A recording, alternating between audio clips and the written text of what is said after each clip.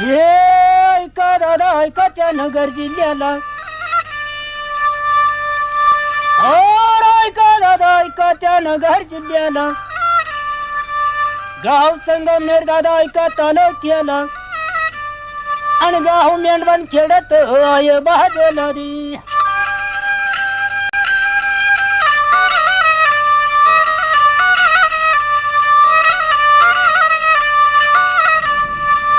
ये गाव मेंढवण खेडत आहे बाजूला नाही चारा दादा तो ऐका Lakshmi. This is just one of the many villages in Maharashtra which waits for a tanker for its daily supply of water, that most necessary yet most rapidly dwindling resource. Moreover, there are other areas where this source of water is unavailable. 1987 सालाला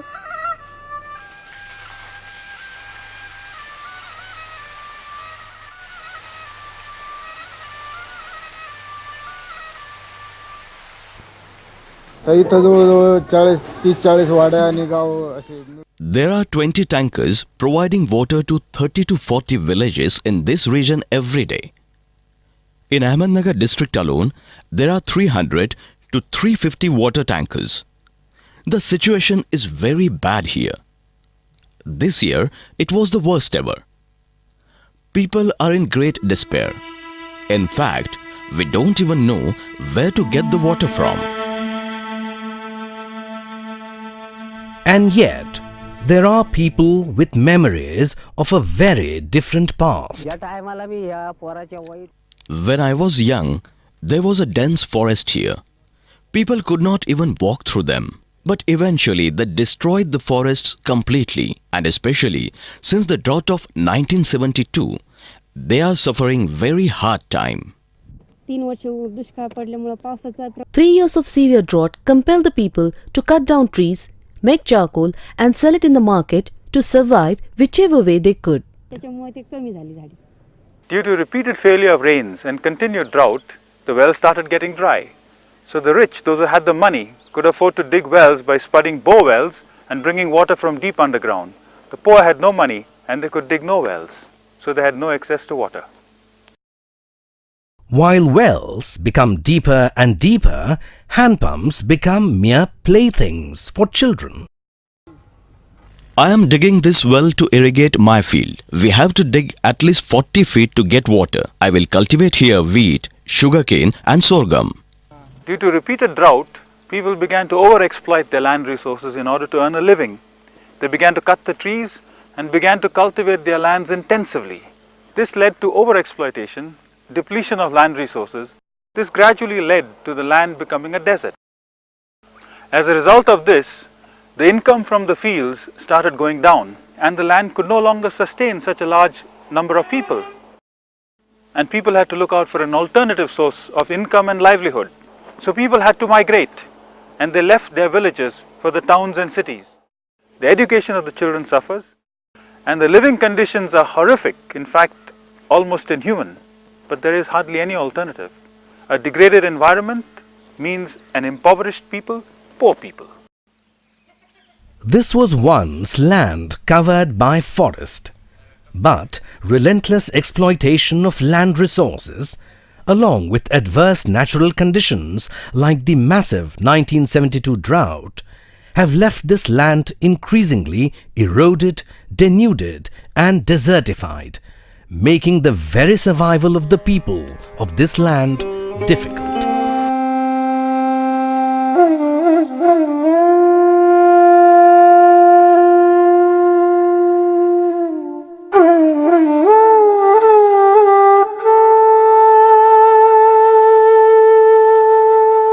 This degradation needs not only to be stopped but reversed if the delicate thread between man and environment is not to be broken irrevocably. If the planet is to be given a chance to recuperate and replenish itself, if the people are to be empowered to initiate and sustain their own development. But is that possible? Since watershed work began, water in the wells has increased. Earlier, we didn't have water to drink. In the last 10 years, this is the first time that we are seeing so much water in our village. Water availability is increased and we don't need tankers anymore. Irrigation too has increased. Earlier, we cultivated only pearl millet. Since the water table has increased, we are growing onion, cotton, tomatoes and grafted mangoes. All this has been made possible by Watershed Development. Now there is sufficient water, not only for drinking, but also for irrigation. In fact, Mendwan, which never had water in summer, is now supplying drinking water to the neighboring villages. The agriculture situation has also changed. Before they used to take only one crop. Now they take a variety of crops like wheat, onions, tomatoes and other vegetables. Milk production has increased. Formerly, they used to produce only 20 liters per day. Now they are producing 1,000 liters a day. Income levels have also changed. The houses, which were usually made of mud and thatch, have been pulled down in many cases and have been replaced by houses of brick and cement. Before there used to be only 2 or 3 cycles. Now there are at least 15 motorcycles, in addition to television sets and other consumer goods. Things have changed, and above all, hope has increased. People believe they have a better tomorrow. This is the story of 318 villages covering an area of over 260,000 hectares in Maharashtra and Andhra Pradesh. The villagers, assisted by the Watershed Organisation Trust and its partner NGOs, have successfully attempted to restore the environment to its past glory. Through community work, they have raised the water table, increased the forest cover, enhanced self-reliance and raised the standard of living without the use of any expensive machinery or technology. Father Herman Barker has been in Maharashtra since the last 50 years. He is to help farmers dig wells, sink bore wells, build lift irrigation schemes and other such water harvesting structures. The focus was on extracting water from every available source. However, due to frequent droughts, the groundwater tables had started declining alarmingly and the wells had started getting dry. He began to realize that unless one recharged the sources of water itself, namely unless one recharged the wells, recharged the groundwater aquifers, recharged and revitalized streams and rivers, there wouldn't be much water left around for long. He hit upon the idea of doing watershed development to trap and harvest rainwater on a ridge to valley basis in order to make water available year-round to all the people living in a particular area. This simple idea gave birth to the quiet revolution taking place in the villages in Maharashtra and Andhra Pradesh. Watershed development is the treatment of the entire catchment area around the village to ensure conservation and regeneration of all its natural resources, especially water. In 1989, Father Barker began motivating people to undertake watershed development. He took them to a village in the Aurangabad district which had successfully implemented a watershed project. When we visited the Mura Dam together with Social Center, a voluntary agency, we were very impressed with the prosperity there. And some amongst us began to say, why don't we sell our dry lands and purchase 2 or 3 acres of irrigated lands here? What a good time these people are having. And then I asked myself, how is it that these people are so fortunate? And where did this water come from? Is it because the rain fell directly into the dam? No. In fact, the rainwater flowed from the whole catchment into the reservoir. And that's when we realized that if we too harvested the rainwater in our catchment, we too could become prosperous. And that is when the Watershed Development project really took off in our village. Watershed development must be done from a ridge to valley basis. Right from the top, you dig continuous contour trenches. As you come lower, on wastelands, you dig continuous contour bunds. On farmlands, you erect farm bunds. Along the drainage line on the rivers, right from the top, you do gully plugs. As you come lower down, nullabunds, gabion structures and check dams. The idea is to control soil erosion and to control the flow of gushing water. Water that is running, we try to make it walk. Walking water, we stop. Stopped water, we try to force it underground. The idea is to trap and harvest and store rainwater wherever it falls within the area itself. Since the speed of rainwater is controlled and the soil is not washed away, the rivers do not get flooded or silted. Thus, watershed development is an answer to two problems, that of drought and that of flooding. Earlier efforts of watershed development concentrated merely on water harvesting structures and ignored treating the watershed as a whole. This led to soil erosion and therefore siltation of the structure. Sand and silt come with the water flow and collect in the reservoir. This reduces their storage capacity. Such big structures without other soil conservation measures and land treatment become useless. No, we cannot construct check dams without first treating the upper catchment. Even we never did that. First, from the top, we take continuous contour trenches.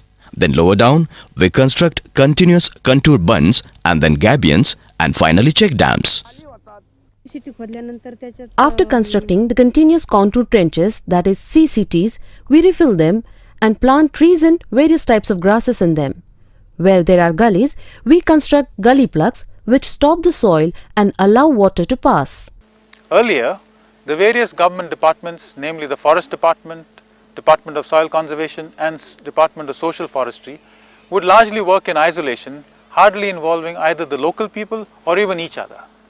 As a result of this, people were not able to benefit to the fullest extent possible from the various activities and measures undertaken. What Father Barker did was to change this way of functioning. He contacted all the departments and brought them together with the local political establishment so that a consensus could be evolved as to what is to be done, by whom, when and how in regard to treating a particular watershed. As a result of this, the people benefited greatly because treatments were undertaken in a comprehensive, integrated and concerted fashion. The Forest Department now works in tandem with the Village Forest Protection Committee, with whom a MOU has been signed. The benefits of the forest now accrue to the villagers, for which they undertake the responsibility of protecting and maintaining the forest.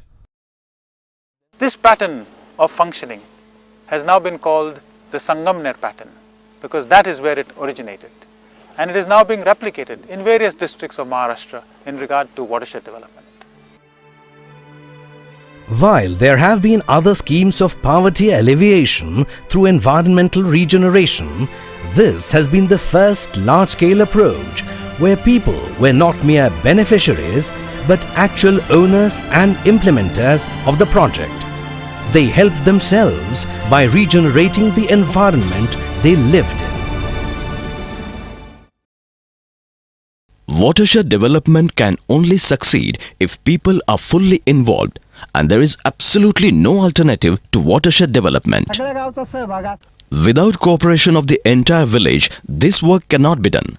Just 4 to 5 people cannot do it. Now all the people are cooperating and the oneness of the people creates the watershed, and the watershed by itself again gives the people a sense of unity. In the beginning, people feared that this work would lead them into debt. But when it came to our notice, we explained to them that there was no loan or any sort of things involved in this. In fact, if we come together and work together, we will all stand to benefit. Specialists like engineers are not necessarily needed for watershed development. Even villagers with some training can do this work. For example, marking of contour lines with hydromarker.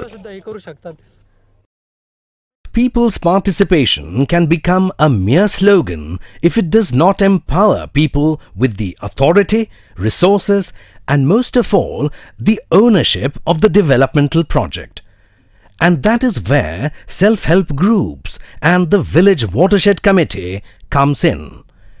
Elected by the villagers, it has representation from women, landless and lower caste members of the village. The Village Watershed Committee, that is the VWC, is in charge of the planning, implementation, management of resources including finance, manpower and maintenance of the project. झाडे जनावरांमुळे बरेच नुकसान केले असू बैल सुटल्यावर आम्ही बैल माझी city खाल्ली नाही त्याची सिटी काय खाल्ली कोणाची पण तिकडे डायरेक्ट कसा गेला मला गोड सुटेल माझी गोड त्याच्या आम्ही जमीन बांधते बी नाही मग ठीक आहे आपण काय करू बैल सुटला नाही तिथे जाणार त्याचा पंचनामा करणार रीतसर आता हे अर्ज आलेत ना माझ्या का आम्ही हे जाणार त्या ठिकाणी आपण दंड मला करावं लागेल पण दंड भरायला काय हरकत नाही आपण जरी खाली असेल दंड भरायला काय हरकत नाही वनीकरणामध्ये झाड Ever since we have put a fine on free grazing in the treated areas, nobody leaves their cattle free or cut the trees anymore. Men don't take this ban very seriously, but we women get together, go to the spot and warn them not to graze their cattle or else to pay the fine. We have to provide options to people to improve their quality of life. For instance, we have helped people replace their poor quality cattle with high-yielding varieties of cows. Previously, a person with 10 cows got only 5 liters of milk per day. Today, a person with 1 cow gets 20 liters of milk. I got a loan for the crossbreed cows from the cooperative. Now cows are 10% local and 90% superior breed. Local varieties give hardly any milk, not worth going into business with them. Plantation work has provided grass which we cut and feed to our cattle. Once the VWC and its subcommittees impose a ban on grazing and cutting trees to prevent soil erosion, they also ensure equitable Shramadhan, that is, voluntary labour, equal to 20% of the unskilled labour cost of the project. This Shramdan excludes the landless and single-parent households. This is not just a financial contribution of the villagers towards the project, but a key ingredient in building up a sense of ownership and collective responsibility. The VWC also prevents the cultivation of water-intensive crops like sugarcane and sinking of bore wells to prevent the water table from going down. As the groundwater level increased, people started digging bore wells. This reduces the availability of drinking water in the wells. So we have to control excessive digging of bore wells. The VWC facilitates other developmental schemes in the village in the fields of sanitation, health, housing and employment generation.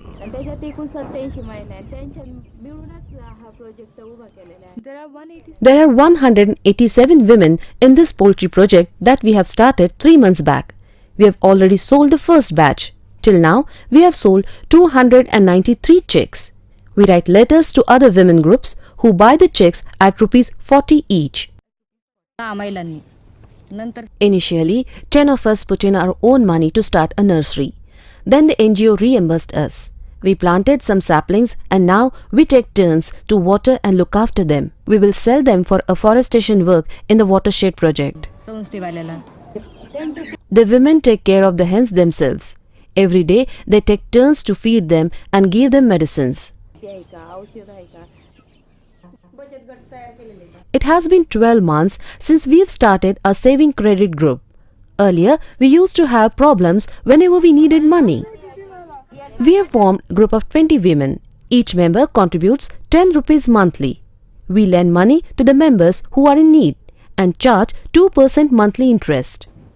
These are the members of the Women's Committee or Mahila Mandal, who along with the VWC act in close collaboration with the NGO working for regeneration of the environment under the Indo-German Watershed Development Program. The 15 members Village Watershed Committee of Watershed and the NGO have a joint bank account. Money is withdrawn from this account according to the expenditure incurred in the work and is spent jointly by the committee and the NGO. समिती नेमलेली असते 15 लोकांची जी त्या समितीच्या दोन्हींच्या मार्फत खर्च केला जातो. During the past 2 weeks, we have treated the area of 23 hectares at the expense of 251,000 rupees. मिनिटात वापर करण्याचे पैसे It does not take long to spend money, but it should be used properly. It matters to us if we misplace even 10 paise. शोधित बसतो 10 पैसे कसे गेले काय गेले. Perhaps it won't surprise anyone now that the people of Pimpalgaon have started their own NGO to implement watershed programs in the nearby villages. Our VWC thought, why don't we start an NGO and implement watershed project ourselves? So we had meetings and registered an NGO and started working in our neighboring village. This has been made possible not only because of the availability of funds, but because especially people got together, worked together and made it all possible. In fact, some of these villages which have been assisted by WOTR now no longer need any support from outside agencies. They have acquired confidence, developed their own technical skills and have accumulated funds for maintenance. They have become self-sustaining. Without watershed development, we will not be able to eradicate poverty in Maharashtra. Shri मुक्तीचा देऊ लढा अगविनुबाई कशाला राती दबून दबून चल वर्गावरी चुलीच्या दावणीला अडकोनी जीवनाला बंधन घालोनी चुलीच्या दावणीला अडकोनी जीवनाला बंधन घालोनी अगवेनुबाई कशाला राहते दबून दबून चल वर्गावरी अगवेनुबाई कशाला राहते दबून दबून चल वर्गावरी